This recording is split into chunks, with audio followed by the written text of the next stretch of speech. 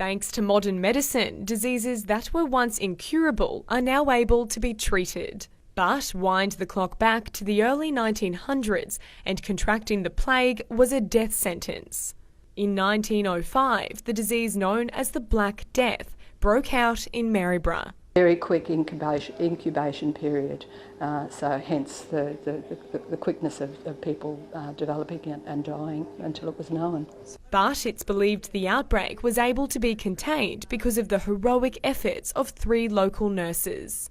2 tragically lost their own lives fighting to save others who had caught the devastating disease. Cecilia Bauer and Rose Adelaide Wiles, and both of those ladies died looking after victims who had pneumonic plague. Now, it hadn't been identified as that at the time, so they didn't know what they were dealing with.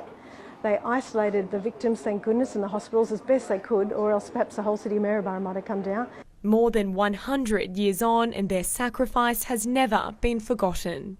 Their stories now featured in a book series called Grave Tales. We've sort of made it our mission, and this is our 4th book now, to try and find interesting tales, or as we say, tales of ordinary people caught up in extraordinary events. The latest instalment, Grave Tales Bruce Highway, captures the forgotten stories of the past. Co-authors Helen Goltz and Chris Adams have been travelling all over the state, visiting the regional communities where these short stories are based. Bruce Highway, going from Sunshine Coast to Cooktown, is littered with interesting tales. These passionate storytellers hope the book will be used in schools as an educational tool.